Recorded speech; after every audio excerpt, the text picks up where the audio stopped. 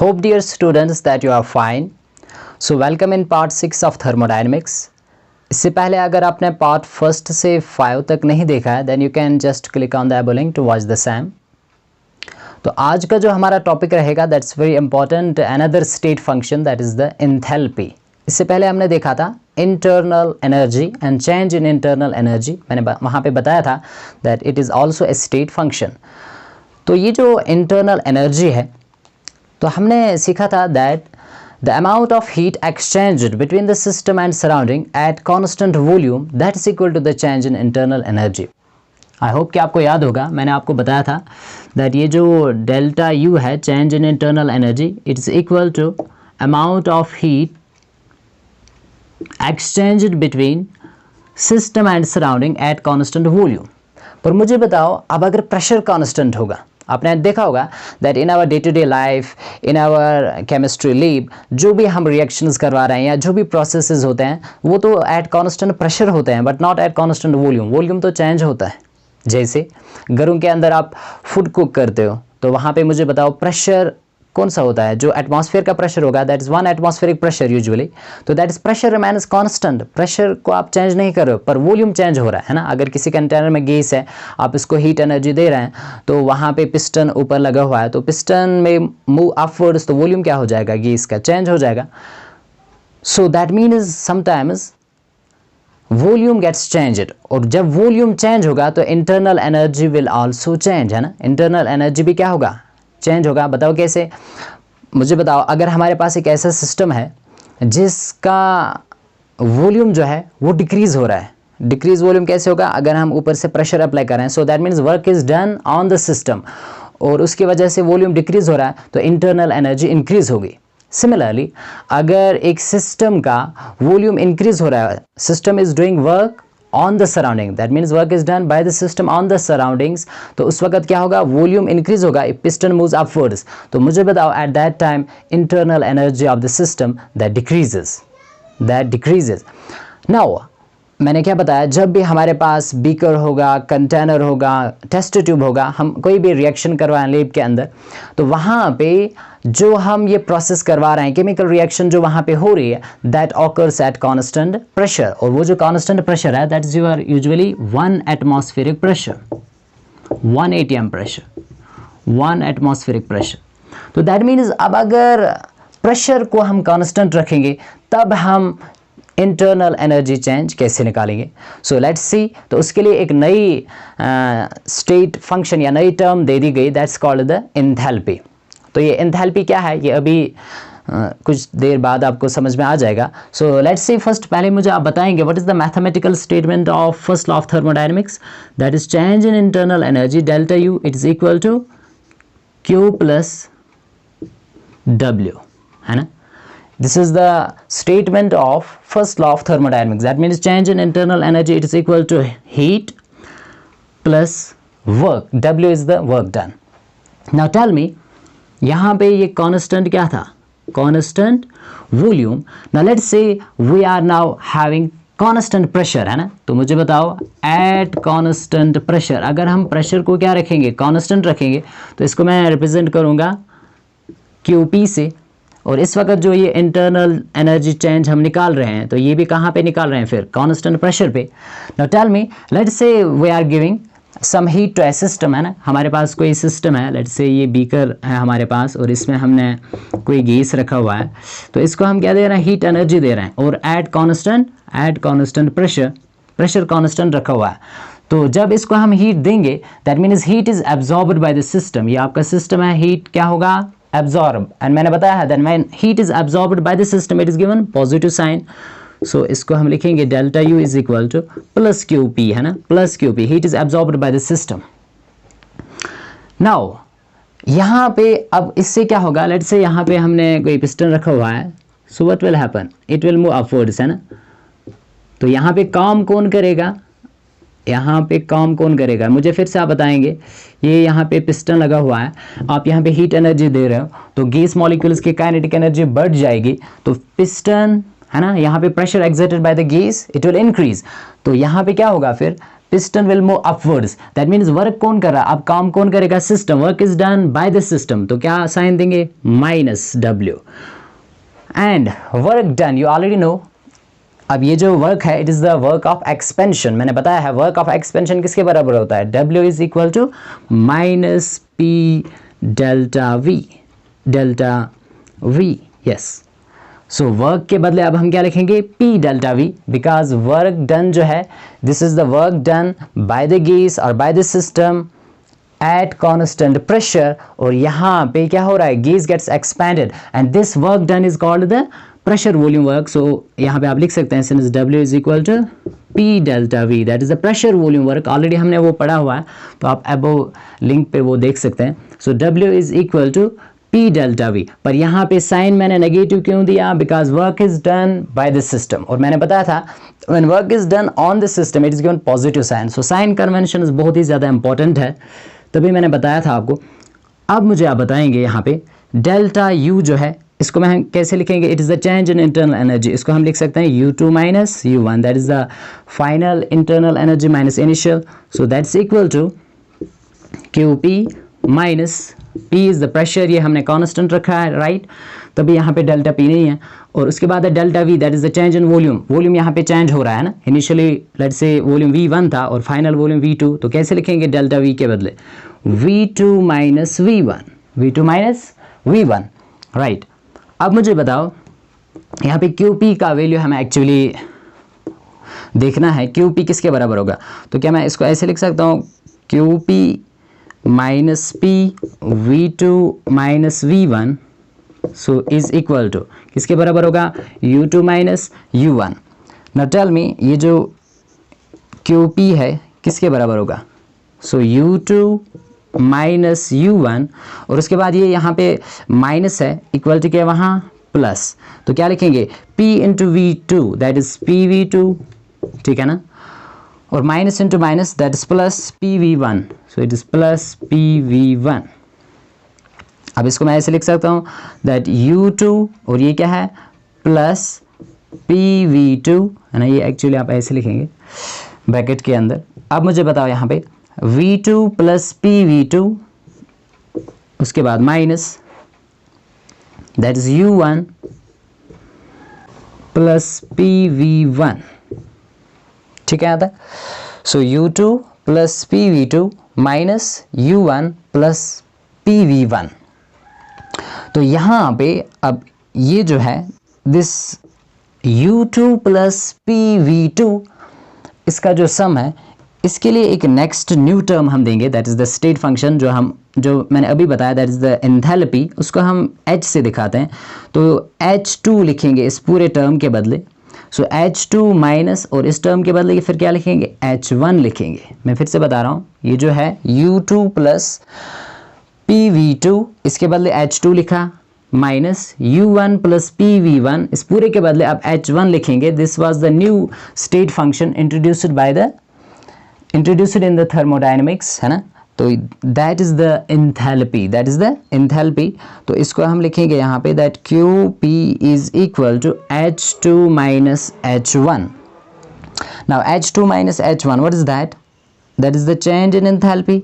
सो कैसे लिखेंगे यहाँ पे सिंपली डेल्टा H से लिखेंगे. H2 is the final enthalpy minus H1 is the initial enthalpy. So this is your heat exchanged between the system and surroundings at constant pressure.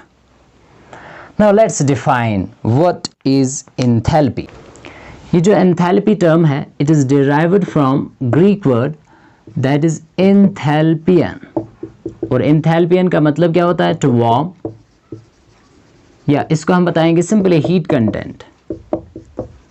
एक system के अंदर कितना हीट कंटेंट है that is the enthalpy.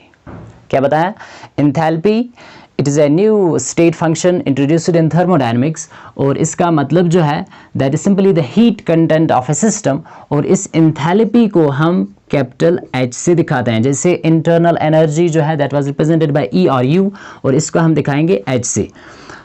अब ये जो H है enthalpy, इसको डिफाइन कैसे करेंगे, इसकी डेफिनेशन मैंने यहाँ पे आपको बता दी. So it is mathematically defined as U plus, that is change in internal energy, plus pressure volume, product of pressure and volume. So यहाँ पे मैंने क्या लिखा था, H2 जो है इस पूरे के बदले मैंने लिखा that is U2 plus PV2. तो मुझे बताओ H किसके बराबर होगा, फिर H बराबर होगा U प्लस PV के बराबर. सो this is the definition for enthalpy. So what is enthalpy? एक तो आप ऐसे बता सकते हो, it is the simply heat content of A system. एक सिस्टम के अंदर कितना हीट कंटेंट है.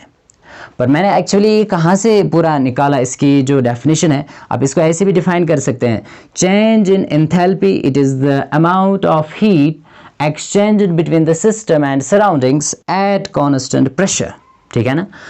Now एक्चुअली ये ऐसे हम डिफाइन करेंगे. H हमने किसके बदले इंट्रोड्यूस किया, U प्लस PV के बदले. So enthalpy is equal to sum of internal energy and pressure volume product. Sum of U and PV, pressure volume.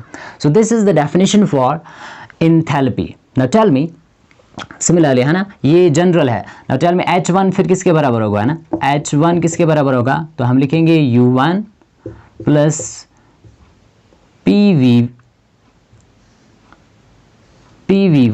क्योंकि यहाँ पे प्रेशर हम क्या कर रहे हैं, we are keeping pressure to be constant. Pressure को हम कांस्टेंट रख रहे हैं, बट वॉल्यूम तो चेंज हो रहा है यहाँ पे, है ना. तो दैट्स वाई हम लिखेंगे PV1. P को P1 नहीं लिखेंगे, बिकॉज प्रेशर जो पहले होगा वही प्रेशर बाद में भी होगा, क्योंकि मैंने अभी बताया था 1 एटमॉस्फेरिक प्रेशर पे most of the reactions we are carrying out in lab और in our day to day life. Now tell me, ये अगर इनिशियल क्या है, इनिशियल एंथैल्पी, तो फाइनल एंथैल्पी हम लिखेंगे H2 से, तो किसके बराबर होगा, U2 plus PV2. Now therefore tell me the change, है ना, चेंज हमें निकालना है, that is this one delta H. तो किसके बराबर होगा, डेल्टा H जो है that will be equal to U2 minus U1, है ना. चेंज हम कैसे निकालते हैं, final minus initial. Delta H जो होगा, सो डेल्टा H जो है that is the change in enthalpy. So change in enthalpy it is equal to final enthalpy minus initial enthalpy, H2 minus H1. तो H2 किसके बराबर है, that is U2 plus PV2 minus H1 किसके बराबर है, that is U1 plus PV1. तो मुझे बताओ इसका हम कैसे लिख सकते हैं, दैट इज U2 माइनस, है ना, ये पूरा ऐसे है ब्रैकेट के अंदर. सो U2 minus U1,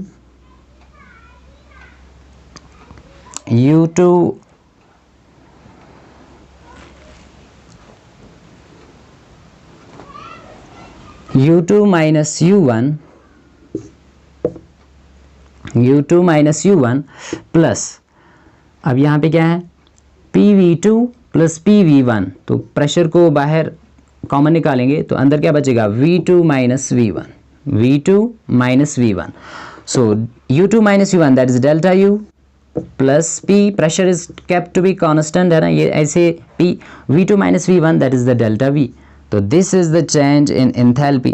So this important equation you will remember that change in enthalpy, it is always equal to change in internal energy plus P delta V, that is the pressure, product of pressure and change in volume.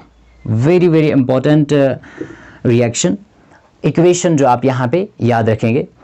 तो यहाँ पे आप बता सकते हैं that the change in enthalpy, ये जो enthalpy है, is it a state function or a path function? So is it a state function or a path function?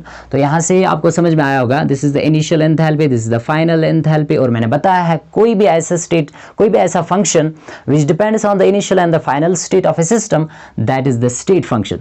So write down that enthalpy जो है, enthalpy is a state function. It is a state function. So enthalpy is a state function. Its value depends only on the initial and the final state, but it does not depend upon the nature of path followed. आप कौन से path follow कर रहे हैं उस पे enthalpy का value depend नहीं करता है. Its value depends only on the initial and the final value. Initial state and the final state. So delta H is equal to delta U plus P del V. Plus P del V. So this is the change in enthalpy. So it is equal to change in internal energy plus pressure into change in volume, that's delta V.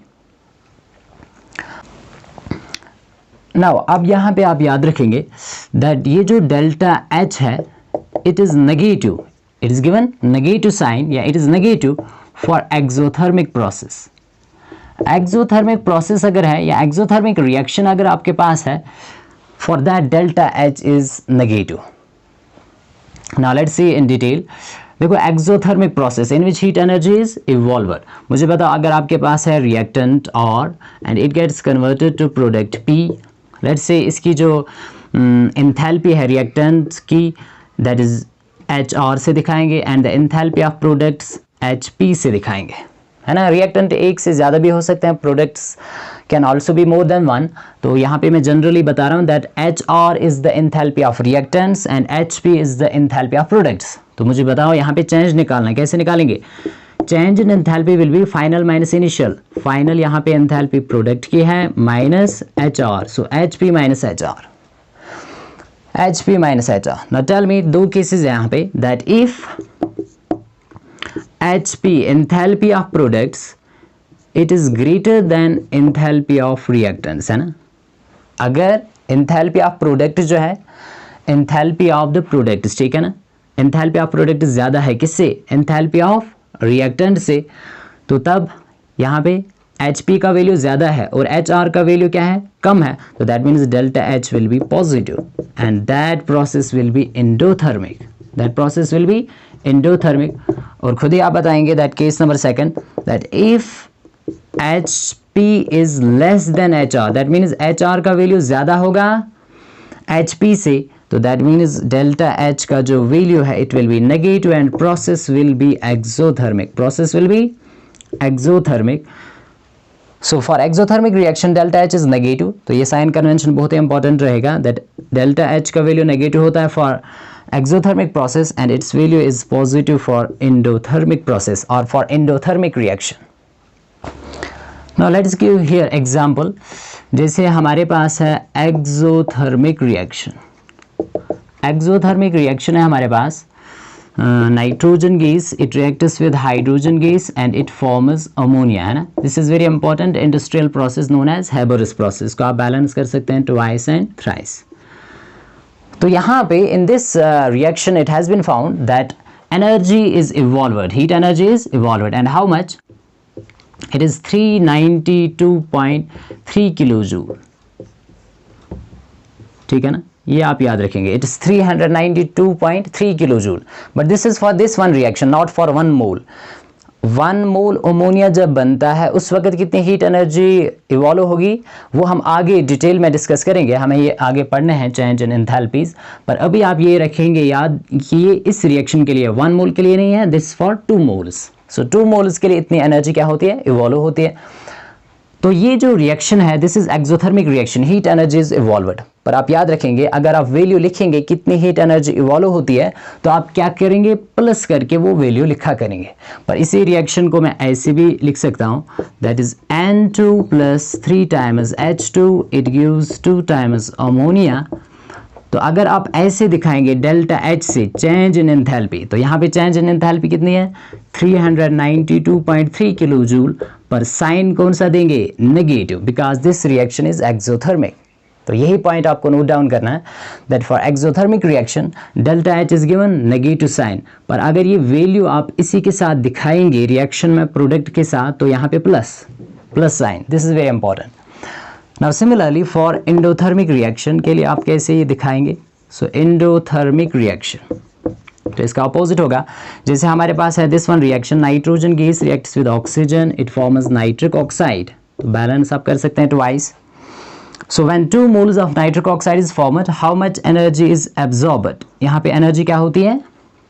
Absorb होती है, that is 180 kilo joule, 180 kilo joule. तो ये आप minus यहाँ पे लिखेंगे, minus करके value. और अगर इसी रिएक्शन को ऐसे मैं लिखूंगा N2 plus O2 it gives nitric oxide और डेल्टा H आप दिखाएंगे that is the change in enthalpy. So that is अब क्या लिखेंगे? प्लस 180 किलो जूल लिखेंगे because delta H is given positive sign when heat energy is absorbed, that means when a reaction is endothermic, when process is endothermic। so this is to be noted कि जब आप value कितनी heat energy absorb होगी वो लिखेंगे reaction के अंदर और प्रोडक्ट साइड के अंदर आप दिखा रहे हैं ना on the product side you will write -180। अच्छा, अब यहाँ पे मुझे आप में से कोई बता सकता है दैट अगर ये 180 वैल्यू मैं लिखूँगा रिएक्टेंट साइड, मतलब क्योंकि ये तो 180 किलो जूल क्या हो रही है, एब्जॉर्ब हो रही है, तब कैसे लिखेंगे, तब लिखेंगे +180, है ना। और करके आप लिख सकते हैं that if I right the same reaction N2 + O2, और यहाँ पे हीट एनर्जी क्या हो रही है, एब्जॉर्ब, कितनी हो रही है, एब्जॉर्ब 180 किलो जूल, तो ये आप लिखेंगे पॉजिटिव प्लस करके ऑन द रिएक्टेंट साइड, तो फिर आप यहाँ पे लिखेंगे twice NO. So this is how to represent the exothermic reaction and endothermic reaction in terms of this change in enthalpy delta H. So delta H is negative for exothermic reaction and it is given positive sign for endothermic reaction. Now हमने देखा that change in enthalpy delta H, it is equal to delta U plus P delta V. P delta V. Now tell me that ये जो change in volume है ये आप कहाँ पे observe करते हैं। It is not significant for solids and liquids, है ना। जब सॉलिड और लिक्विड्स होंगे सिस्टम के अंदर तो उनका वॉल्यूम उतना ज़्यादा चेंज नहीं होता है, कोई इफेक्ट वहाँ पे सॉलिड्स में आपको देखने को नहीं मिलेगा। दिस चेंज इन वॉल्यूम जो सबसे ज़्यादा सिग्निफिकेंट है, जहाँ पे आप कोई ऑब्जर्व कर सकते हो, तो वो कहाँ पे आप कर सकते हैं, गैसेस के अंदर, है ना। गैसेस में वॉल्यूम चेंज बहुत ज़्यादा होता है ना। गैस में वॉल्यूम चेंज बहुत ज़्यादा होता है। तो मुझे अब यहाँ पे आप बताएंगे, now let's have a reaction in which the reactants as well as products they are gaseous. For example अगर हमारे पास है let's say A + B, general reaction ले रहे हैं C, it gives C + D, ये भी गैस है, this is also gas, and products formed they are also gases in the gaseous state. Now यहाँ पे मुझे कुछ टर्म्स आप यहाँ पे पहले याद रखेंगे। लेट्स से हमारे पास एक आइडियल गैस है, so ideal gas. So for an ideal gas we are having ideal gas equation, that is PV is equal to nRT. Now let's say at constant temperature, अगर हम temperature को क्या रख रहे हैं, constant रख रहे हैं, at constant temperature and constant pressure, pressure भी क्या रख रहे हैं, pressure is also kept to be constant. Let's say हमारे पास ये जो रिएक्टेंट्स है, पहले इनका वॉल्यूम था V1, अब ये चेंज हो रहे हैं प्रोडक्ट्स में, तो प्रोडक्ट्स का जो वॉल्यूम है let's say that is V2. Similarly let's say reactants के जो मोल्स है उनको दिखाएंगे N1 से, and the moles of products formed उनको दिखाएंगे N2 से. सो मैं फिर से बता रहा हूँ, V1 it means volume of the reactants and V2 means volume of the products, that means the final volume, it is the initial volume. Let's say reactants initially इनका number of moles जो था that's N1, so it is the initial number of moles of reactants, gaseous reactants. N2 is the final number of moles किनके, products के. ठीक है यहाँ तक. तो अब मुझे बताओ इस इक्वेशन को हम कैसे लिख सकते हैं.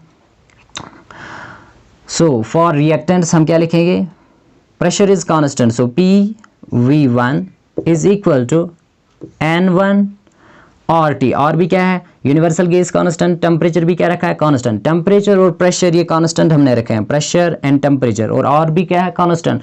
चेंज यहाँ पे क्या है, बस simply volume and the number of moles. Now tell me, ये है किसके लिए, ये है फॉर रिएक्टेंट्स, ठीक है ना, ये रिएक्टेंट्स के लिए. So equation first. Now tell me for the products, है ना, प्रोडक्ट का वॉल्यूम क्या बताया, V2, number of moles N2, तो क्या लिखेंगे, PV2 is equal to N2 or T. Okay, let's say equation second. Now what we will do, subtract equation first from second. Equation first को हम subtract करेंगे किससे, equation second से. तो बताओ ये क्या है, PV2 minus PV1, PV2 minus PV1, और उसके बाद यहाँ पे क्या है, N2 और T, और माइनस क्या करेंगे, N1 और T. Now pressure is constant, इसको बाहर लाएंगे, है ना, अंदर क्या बचाएगा, V2 माइनस V1, कॉमन लिया हमने P को, V2 minus V1, so it's equal to, यहाँ पे क्या है, N2 माइनस N1, और कॉमन है ना, एक्चुअली N2 माइनस N1 इसको ब्रैकेट में ले लो, और कॉमन यहाँ पे क्या है, और T, और टी को बाहर। अब इसको हम कैसे लिख सकते हैं? अब इसको हम लिख सकते हैं यहाँ पे दैट इट इज़ P, उसके बाद क्या है V2 minus V1, that is the change in volume represented by delta V, so it is equal to N2 minus N1, तो इसको हम लिखते हैं डेल्टा NG से, डेल्टा NG, तो ये अभी बताएंगे into RT। now what is here delta NG? so delta NG जो है it is the change in the number of moles of gaseous products and that of gaseous reactants, है ना। so delta NG जो है it is the number of moles of products, that is NP minus number of moles of reactants। और products और reactants कैसे होने चाहिए? they should be in the gaseous state। so यहाँ पे चलो NP माइनस NR, या अभी यहाँ पे आप लिख सकते हैं N2 माइनस N1, और N2 एक्चुअली क्या है? That is the number of moles of products, मैंने अभी बताया था, है ना। और N1 that is also the number of moles of reactants. अब आप जनरली याद रखेंगे that is it's NP minus NR, that is number of moles of products minus number of moles of reactants, but the gaseous ones, है ना, तभी यहाँ पे G। Now we know that delta H किसके बराबर होता है? Delta U plus P delta V। तो इसको कैसे लिखेंगे? Delta H is equal to delta U plus P delta V, है ना। इसके बदले अब क्या लिखेंगे? P डेल्टा V के बदले, इसके बदले लिखेंगे डेल्टा NG और T। This reaction is very important for numericals, इस पे न्यूमेरिकल भी हम सॉल्व करेंगे। तो ये इक्वेशन आप याद रखेंगे that the change in enthalpy it is equal to change in internal energy plus delta NG। सो फिर से बता दो डेल्टा NG क्या है? It is the change in the number of moles of gaseous products, है ना, minus that of number of moles of gaseous reactants. So NP minus NR। So NP फिर से बता रहा हूँ, what is NP? It is the number of moles of gaseous products, जो आपके पास प्रोडक्ट्स है गैसियस प्रोडक्ट्स, उनके कितने मोल्स होंगे। And what is NR? NR is the number of moles of gaseous reactants, gaseous reactants. So now ये formula बहुत ही ज़्यादा इंपॉर्टेंट रहेगी। Now let's have some few gaseous equations जिन पे आप ये इक्वेशन अप्लाई करेंगे और उसके बाद हम न्यूमेरिकल इस पे सॉल्व करेंगे। Let's have one of the equation that is H2 plus I2, it gives HI, hydroiodic acid. तो बैलेंस आप कर सकते हैं ट्वाइस। ना हाइड्रोजन गैस, है ना, इन द गैसियस स्टेट, अगर कोई गैस नहीं है तो वो वेपर्स के फॉर्म में लेंगे, that also acts as a gas. Now tell me here हमारे पास what is NR, that is the number of moles of gaseous reactants. बताओ यहाँ पे स्टोइचियोमेट्रिक कोएफिशिएंट 1, यहाँ पे भी 1, so 1 plus 1, so we are having 2 moles. And मतलब simply आप लिखेंगे NR is equal to 2, we are having number of moles of gaseous reactants 2। अब बताओ NP कितना है? Number of moles of gaseous products, यहाँ पे भी stoichiometric coefficient 2, so NP is equal to NR, है ना। तो मुझे बताओ delta NG that is the change in the number of moles, कैसे निकालेंगे? NP minus NR। तो NP कितना है? 2 minus 2 that is 0, 2 minus 2 that is 0। तो बताओ मुझे substitute in this equation number, कुछ भी नाम दे दो, इक्वेशन नंबर 3। सो क्या वैल्यू आपको मिलेगा finally? So delta H is equal to delta U। So this is for this reaction. तो आपको आना चाहिए किसी भी रिएक्शन के लिए निकालना change in enthalpy. So for this reaction change in enthalpy it will be equal to change in internal energy, क्योंकि यहाँ पे डेल्टा NG कितना आया? 0। सो 0 इंटू और 0 दैट इज ये पूरा बन जाएगा 0। तो उसके बाद delta H is equal to delta U। So ये किस रिएक्शन के लिए हमने देखा? H2 plus I2 it gives 2 times HI। Now let's see another one. अब अगर हमारे पास है let's say PCl 5 phosphorus pentachloride, upon heating it decomposes to PCl3 plus Cl2, ये भी गैसियस स्टेट में, ये भी गैसियस स्टेट में। तो मुझे बताओ यहाँ पे what is the number of moles of reactants? NR कितना है यहाँ पे? पहले ये बैलेंस्ड है, राइट, इट इज बैलेंस्ड। यहाँ पे ना कोएफिशिएंट क्या है? 1, so we are having 1 mole of reactants that is NR is equal to 1। अब बताओ number of moles of gaseous products NP 1 and 1 2। तो दैट मीन्स चेंज कैसे निकालेंगे? Delta NG it is equal to NP minus NR, that is 2 minus 1, so that's equal to 1. तो therefore change in enthalpy किसके बराबर अभी बताया, delta U plus delta NG का value 1 है और उसके बाद RT, तो बस सिंपली यहाँ पे लिखेंगे delta U is equal to delta H is equal to delta U plus RT। तो ये आप याद रखेंगे। दैट मीन्स यहाँ पे समझ में ये आया दैट डेल्टा H जो है it is greater than delta U, delta H is greater than delta U। Now let's see the third one.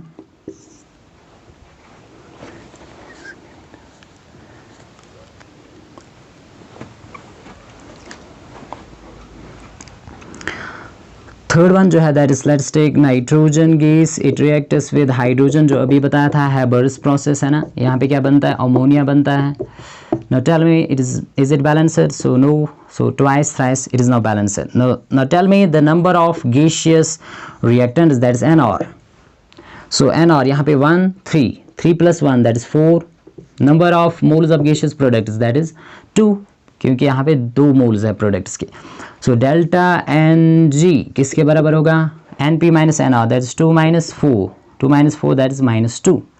तो कैसे लिखेंगे, delta H is equal to delta U minus, है ना, क्योंकि यहाँ पे -2 और उसके बाद RT। तो इसका क्या मतलब हुआ, इसका मतलब ये हुआ दैट डेल्टा H जो है it is less than delta U, delta H is less than, or we can say delta U is greater than delta H।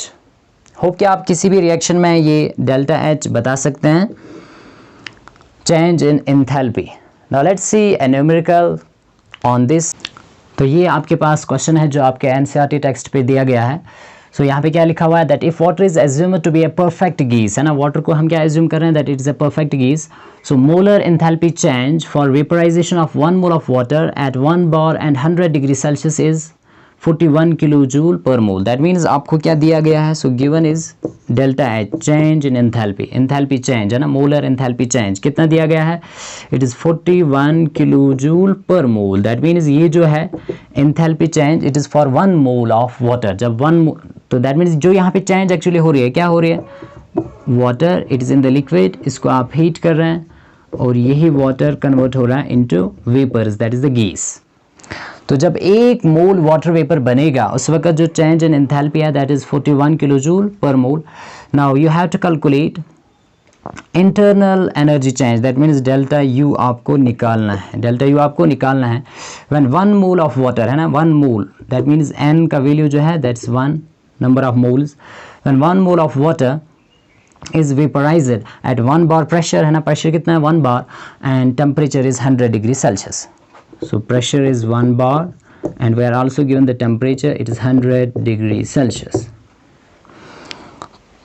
तो सिंपली आप सब्स्टिट्यूट किस में करेंगे इस इक्वेशन में, that is delta H is equal to delta U plus delta NG RT। तो यहाँ से आपको निकालना क्या है, डेल्टा U आपको निकालना है, देयरफॉर डेल्टा U किसके बराबर होगा, डेल्टा H, और ये क्या हो जाएगा माइनस डेल्टा NG RT। सो सब्स्टिट्यूट करके वैल्यू आप मुझे बताएंगे, डेल्टा H का वैल्यू क्या लिखेंगे 41 kilo joule per mole minus, हाँ यहाँ पे ये जो डेल्टा NG है, सो डेल्टा NG जो है that is your 1 delta NG, क्योंकि 1 मोल ऑफ वाटर इज वेपराइज्ड, ठीक है ना, तो दैट मीन्स डेल्टा NG आप कितना लेंगे 1 लेंगे।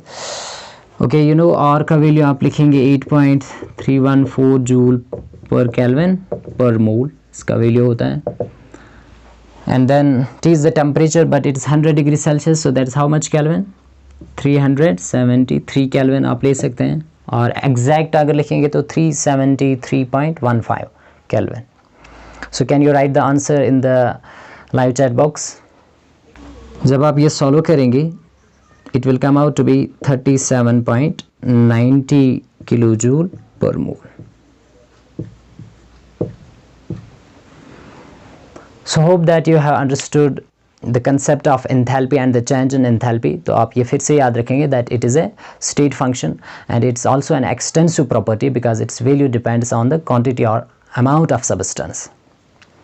सो थैंक यू फॉर वॉचिंग। अब जो नेक्स्ट टॉपिक होगा that will be the calculation of या measurement of delta U and delta H, है ना। एक्सपेरिमेंटली हम कैसे इसको मेजर करते हैं, and then the heat capacity.